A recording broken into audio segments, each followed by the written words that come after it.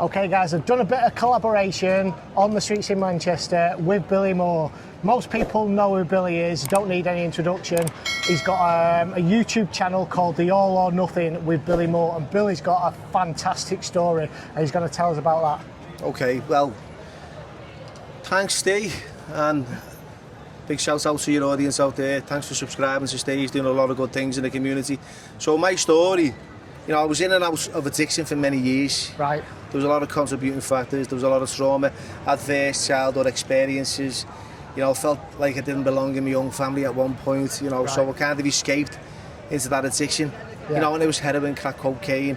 Then, wow. You know, that came, you know, with that came consequences, prison, institutions, almost dying on a regular basis, in and out of hospitals. I was in a coma. No, so eventually I had to surrender, and it was like climbing on a prison roof in 2003 in a HMP Walton. That was the significant, like, change in my life. I remember going on the yard and people were saying, you know, should we have a sit off? It was the hottest day of the year. Yeah.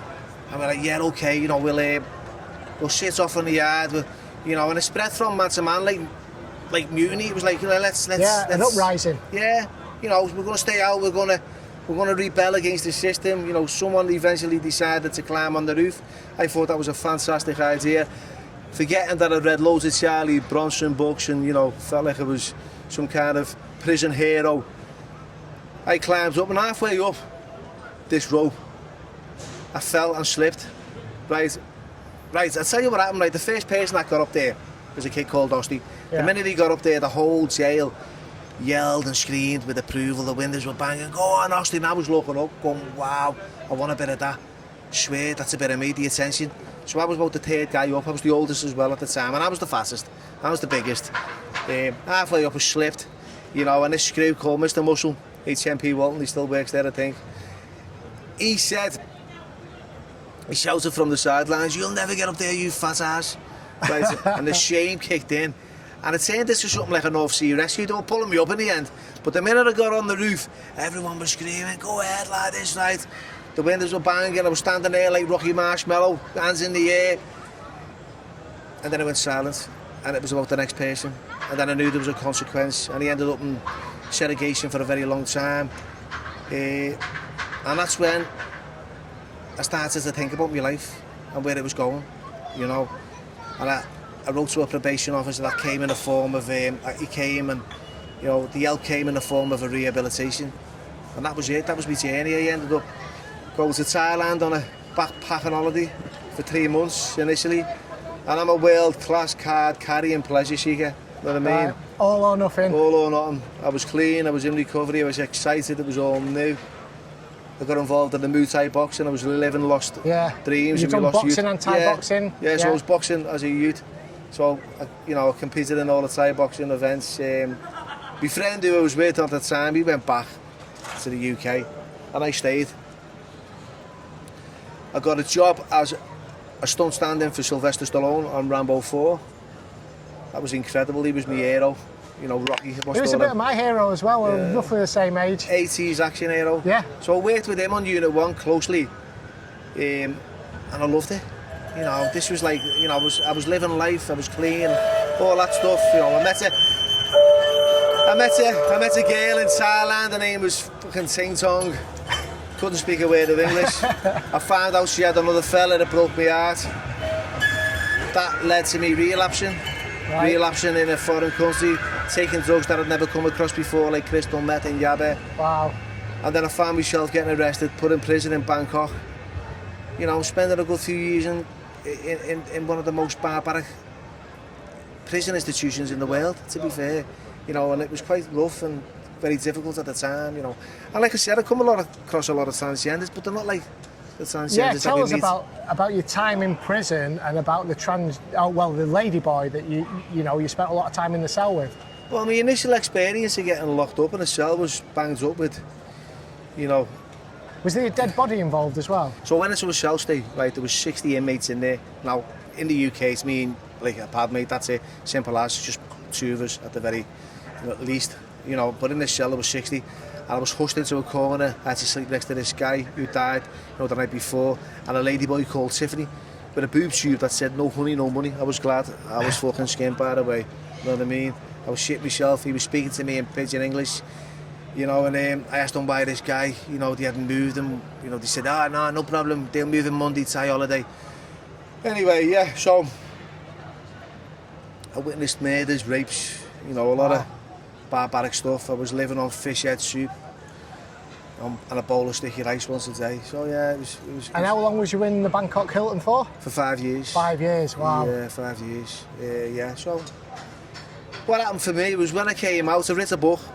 Yes. That became What's a bestseller. the name of the book? I Pray Before Dawn. And then I wrote another book called Fighting for My Life. So I got 2 bestsellers. So I got invited onto a lot of podcasts. You know, the Lad Bible, James English, True Geordie, you know, big platforms to share my story. I've been on Bangs Up Abroad, I've been on a few, you know, Liverpool Narcos, been on a few Sky dramas and stuff like that. And then I started to become like quite popular with the book and the movie. You know, yeah, they made a movie about my life story. The movie's called Prayer Before Dawn, yeah, right? and that's starring Joe Cole out of Peaky Blinders in Gangs of London, John Shelby and Sean Wallace in Gangs of London, for those that don't know. Great actor, great guy, great friend. Played the role really well. That became quite popular. So, is it quite accurate? Is the film quite accurate as to what happened? Yeah, apart from me falling in love with a ladyboy called, can't even remember her name. But yeah, so what I do now is like, you know, set up my own channel a few years ago. I started doing podcast interviews, one-to-ones. I enjoyed it, but I love interacting with people on the street. You know, trying to inspire a bit of change in people, a bit of hope. I've been there, I've experienced it. I know what it's like. You know, I know what it's like to be on rock bottom. And when people go, you don't know what it's like, you've never been, I go, look, I have. Yeah. You know, you can, it is possible, anything is possible. So yeah, I can identify and relate with them. And I'll see you the way you see me. If you see me like a twat, you know, expect the same kind of comeback from me. But other than that, it's quite a long story. And sometimes I'm not, look, Steve, he's got me on the spot here, to be fair. You know, and so a lot of people watch your YouTube channel, but they might not know this story, you see. Yeah. And I think I've been following you for quite a while, and what comes across is your authenticity, because people on the street trust you because you've been there. Yeah. So you're showing the dark underbelly of society on your YouTube channel, and people trust you because you've been there yourself, and your audience recognise that. They know it's not fake. Yeah. They know they're seeing a genuine person. Yeah, do you know what? You can't just go up to someone who's on the streets or who's in addiction and go, all right, lad, get your shit together, you'll be okay. You know, you've got to be able to relate with that person. Yeah. Signpost them, guide them, speak to them on camera, off camera, and after. You know, show them a way. Don't just talk to them for views. You know, that's not going to benefit them in a sense, is it? No. You know, there's places to go to, there's fellowships, there's Christian values and stuff like that people can attend. You know, like, I don't know what you call them, workshops. Yeah, and you've had quite a successful turnaround of a character that a lot of people have seen on the streets of Piccadilly Gardens. Do you want to tell us about him? Oh, Anthony? Yeah. AKA Turbo. Yeah. Crutchy. He was one of those guys that you just write off. He's not getting clean. You know, he was a menace to society. He was always on Charlie Vich's videos, creating like a lot of problems. You know, he was the creator of his own problems. Now, you know, I took him under my wing. I spent a bit of time with him off camera. You know, told him like there's a better way of living here. You know, showed him, you know, a different path. And now he's 6 months clean. He's in recovery. He's in rehab. Early days for him, but I expect him to do really well. He's speaking a lot better. You know, when I first met him, he was yo, bro, couldn't understand. Yeah. I've seen lots of the videos. He was like an Uzi on a tripod. Yeah. Blah, blah, blah, blah. Couldn't get a word in edgeways, and he was making a show of himself. And now I'm so proud of him. He's inspired other people on the streets to change. It's a miracle. It really, really is. And if he can come out and pass the message on to someone else and allow them and give them an opportunity to change, then that's enough. Yeah. It means so much to me, right? It's not about like, all right, mate, you're okay, see you later, get paid for it. Yeah. It's about, look, I get a spiritual reward, Steve, a spiritual, right? So when I go home at night, I go, fucking hell, you know what, that kid smiled at me today, he was made up, he said, thanks for what you did.